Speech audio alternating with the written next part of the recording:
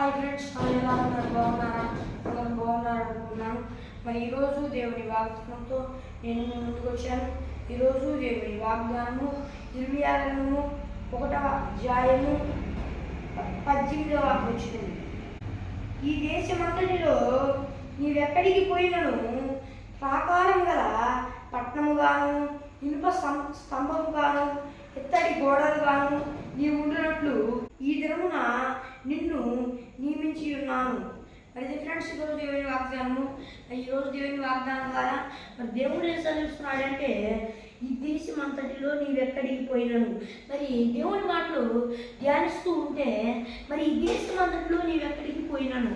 మరి ఇప్పుడు ఈ సమయాన మరి దేవుడు ఈ మాట ద్వారా ఏం సెలవిస్తున్నాడు అంటే, నాకు ఇష్టానుసారంగా నడుస్తూ నువ్వు నాకు ఇష్టానుసారమైన మార్గంలో జీవించిన ఎడల నీవు ఏ స్థలానికి వెళ్ళినా ప్రాకారం గల పట్టణంగా ఉండగా మరి బలంగా ఉంటావు. నీకు కాపుదల, దేవుడు నేను నీకు కాపుదల ఇస్తాను.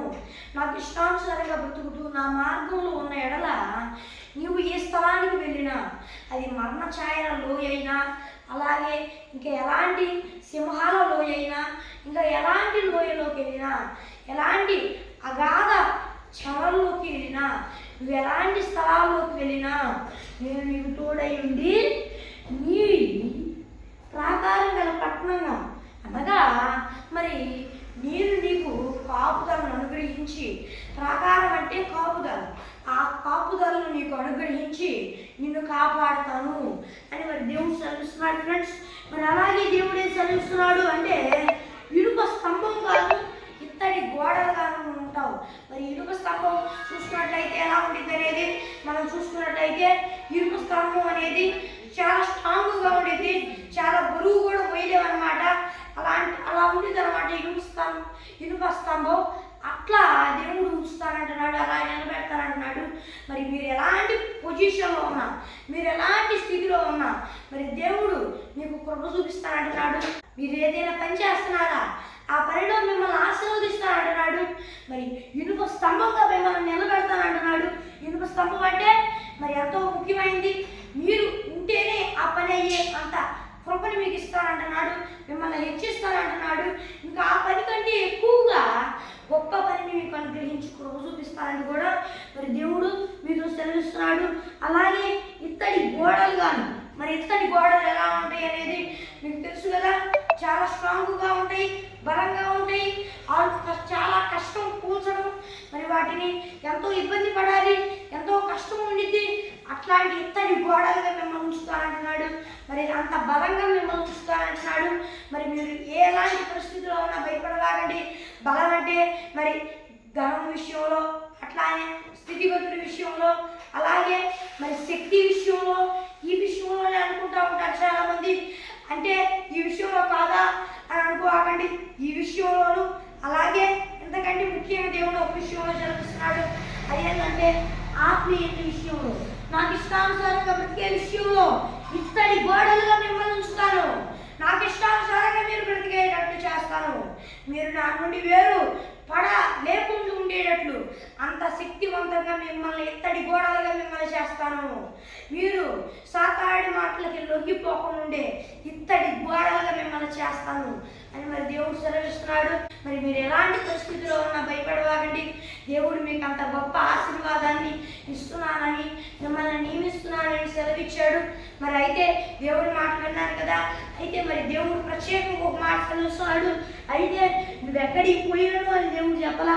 అంతకుముందు ఒక మాట, అది కూడా మీరు జ్ఞాపకం ఉంచుకోండి. ఏంటంటే ఈ దేశం అంతటిలో ఆనాడు, ఇజ్రాయెల్ దేశం అంతటిలోనే ఆనాడు మరి ప్రవక్త అయిన ఇర్మియా గారితో చెప్పాడు దేవుడు. మరి ఈరోజు మనతో ఏం చదివిస్తున్నాడంటే, ఈ దేశం అంతట్లో అంటే ఈ దేశాలన్నింటిలో ఈ దేశంలో అని కాదు. దేవుడు ఆత్మీయంగా ఏం సెలవిస్తున్నాడంటే, నాలో ఉండి నాకు ఇష్టానుసారంగా బ్రతుకుతూ నా మాట వింటూ నేను ఒకవేళ ఎలాంటి స్థలానికి వెళ్ళి, ఇదిగో నువ్వు అలాంటి సింహాల గుహలోకి వెళ్ళు అని చెప్తే ఆ గుహలోకి వెళ్తూ అట్లా బ్రతికితే నేను ఖచ్చితంగా ఇలా కృప చూపిస్తానని మరి దేవుడు సెలవిస్తున్నాడు ఫ్రెండ్స్. మరి దేవుడు కాపాడుతానని మిమ్మల్ని మీ గురించి దేవుడు సెలవిస్తున్నాడు. మరి భయపడవాకండి ఫ్రెండ్స్. అయితే మరి దేవుడు కాపాడుతానన్నాడని చెప్పి పిచ్చి పిచ్చి పనులు చేయవాకండి. దేవుడికి వ్యతిరేకమైన ఏవి చేయవాకండి. దేవుడికి వ్యతిరేకం కాకపోయినా కొన్ని ఉంటాయి, వాటిని చేయాలనుకుంటా ఉంటారు. దేవుడి చిత్తం అడిగి ఏదైనా చేయండి, ముందు అడుగు వేయండి. కొన్ని ఇబ్బందికరమైన స్థలాలు ఉంటాయి, వాటిలోకి వెళ్ళాలనుకుంటారు, వెళ్ళవచ్చు, దేవుడు కాపాడుతాడు. అయితే ముందు జాగ్రత్తగా మీరు ప్రార్థించండి. దేవా ఆ స్థలంలోకి వెళ్ళమంటావా అని ఆయన ప్రార్థించండి. వెళ్ళమన్నాడు అనుకోండి, వెళ్ళండి. మీకు ఏ ఇబ్బంది ఉండదని కూడా మరి దేవుడు సెలవిస్తున్నాడు ఫ్రెండ్స్. మరి ఇది ఫ్రెండ్స్ ఈరోజు దేవుని వాగ్దానము. మరి దేవుడు అలాగే ఇంకో మాట సెలవిస్తున్నాడు. మరి ఇర్మియా గ్రంథంలో అంతకు ముందు చెప్పిన మాటల్లో కొన్ని మనం చూస్తున్నట్లయితే, నేను ఎవరి దగ్గరికి పోమంటే నువ్వు వాళ్ళ దగ్గరికి వెళ్ళాలి అని మరి దేవుడు సెలవిచ్చాడు. మరి దేవుడు మరి ఈరోజు దేవుని వాగ్దానంగా ఏం సెలవిస్తున్నాడంటే, నేను నీతో ఏం సెలవిస్తానో దాని ప్రకారం అడుగు. నా సేవకుడు నా ప్రవక్త అయిన ఇర్మియాలా నువ్వు బ్రతుకు అని మరి దేవుడు సెలవిస్తున్నాడు ఫ్రెండ్స్. మరి మీరు ఎలాంటి పరిస్థితిలో ఉన్నా భయపడవాకండి. మరి దేవుడు తప్పకుండా మీకు కృప చూపిస్తాడు. ఆయనకి ఇష్టానుసారంగా బ్రతకండి. ఏది ఎలాంటి పరిస్థితి ఉన్నా ముందు ఆయన యొద్ద విచారణ చేయండి. మరి దేవుడు కృప చూపిస్తానని మరి మీతో సెలవిస్తున్నాడు. మరి దేవుడు కృప చూపిస్తానన్నప్పుడు మీరు భయపడాల్సిన అవసరం లేదు. మిమ్మల్ని బలమైన వారిగా నిలబెడతానంటున్నాడు. మీకు గొప్ప స్థితిని అనుగ్రహిస్తానంటున్నాడు. మిమ్మల్ని హెచ్చిస్తానంటున్నాడు. మరి మీరు ఎందుకు భయపడుతున్నారు? భయపడవాకండి. మరి ఇనుప స్తంభంగా చేస్తానంటున్నాడు దేవుడు. గొప్ప మిమ్మల్ని ఇనుప స్తంభంగా చేస్తానంటున్నాడు. మీరు ఎలాంటి పరిస్థితిలో ఉన్నా భయపడవాకండి. మీరు ఏదైనా పని చేస్తున్నారా, అది గొప్పగా ఆశీర్వదింపబడిందని దేవుడు సెలవిస్తున్నాడు. మీరే దానికి ప్రాముఖ్యంగా ఆ పని జరగాలంటే మీరే దానికి ఎక్కువగా మీరుంటే జరిగే అంత గొప్ప స్థితిలోకి మిమ్మల్ని తీసుకెళ్తానని మరి ఈరోజు దేవుని వాగ్దానం ద్వారా మరి దేవుడు సెలవిస్తున్నాడు ఫ్రెండ్స్. మరి మీరు ఎలాంటి పరిస్థితుల్లో ఉన్నా భయపడవాకండి. మరి ఇది ఫ్రెండ్స్ ఈరోజు దేవుని వాగ్దానము. మరి చిన్న ప్రార్థన చేసుకున్నాం. పరిశుద్ధుడు అయిన దేవా, నీ బిడ్డలతో సూటిగా మాట్లాడావు. అందరూ బట్టి స్తోత్రములు ప్రభువా. యేసయ్యా, నీ బిడ్డలు నీ మాటలు విని ధైర్యం తెచ్చుకొని దేవా నాయన నీ మాట ప్రకారంగా వారు జీవించే కృపను అనుగ్రహించయ్యా. నీ ప్రవక్త అయిన ఇర్మియాతో చెప్పిన మాటలు ఈరోజు నీ బిడ్డలతో చెప్పావు. వారు ధైర్యం తెచ్చుకోవాలి. ఇవే వారికి నీ కృప చూపించి వారితో ఏం మాట్లాడాలనుకున్నావు అది మాట్లాడావు.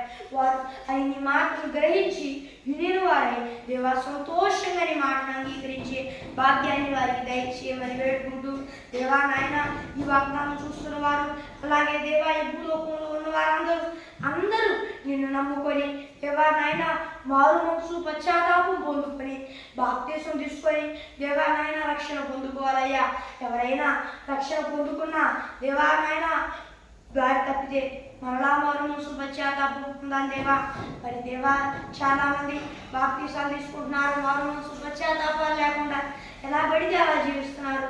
అలా జీవించకూడదు దేవా. వారు నీవే వారికి నీ కృప చూపించి వారు నీకు ఇష్టానుసారంగా జీవించే కృపని భాగ్యాన్ని అనుగ్రహించి దేవా నాయన ఎవరైనా బాప్తీసం తీసుకొని నీకు వ్యతిరేకంగా జీవిస్తుంటే ఇప్పుడు నీ మాటలు విని దేవా ఇప్పటికైనా దేవా నాయన యేసయ్యా మరి ఆత్మీయ నేత్రాలు తెలుసుకున్న వారే వారు మనసు పశ్చాత్తాపం పొందుకొని దేవారక్షణ పొందుకోవడానికి సాయం చేయ.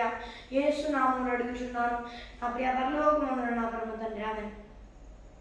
మరి ఫ్రెండ్స్ ఈరోజు ఏమి వాగ్దానము మరి మీ ప్రార్థన అవసరం కొరకు ఇక్కడ కనిపిస్తున్నారు. +91 6305 9600 99 అనే నెంబర్కి కాల్ చేయండి. మరి ఒకసారి ఇంగ్లీష్లో చెప్తాను. +91 6305960089 అనే నెంబర్కి కాల్ చేయండి. +91 లేదా +91 అనేది దేశం కోడ్ అనమాట.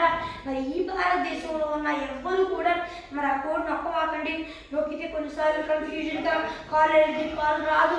మరి మీరు ఫోన్ చేయాలి, కాల్ చేయాలి అనుకుంటే ఈ భారతదేశంలో ఉన్న వారు మరి ఏం చేయాలంటే మరి +91 లేదా +91 లేదా +91 అనే కోడ్ను నొక్కగా మరి దాని పక్కన ఉన్న నెంబర్ నొక్కండి. మరి బయట దేశాల్లో ఉన్న వారైతే +91 లేదా +91 అనే కోడ్ నొక్కినాకే మరి ఆ నెంబర్ నొక్కండి, లేకపోతే కొన్నిసార్లు కన్ఫ్యూజ్ అయితే మరి ఆ సమయాన +91 అని అలాగే దాని పక్కన ఉన్న 10 అంకెల నెంబర్ బయట దేశాల్లో ఉన్న వాళ్ళు ఉంటే నొక్కాలన్నమాట. మరి ఇది ఫ్రెండ్స్ ఈరోజు దేవుని వాగ్దానము. మరి ఒక దేవుని వాగ్దానంతో మరి కలుద్దాం. అందువరకు దేవుని కృపా ఆశీస్సులు మనందరికీ తోడైన నడిపించుగాక. ఆమేన్. Praise the lord.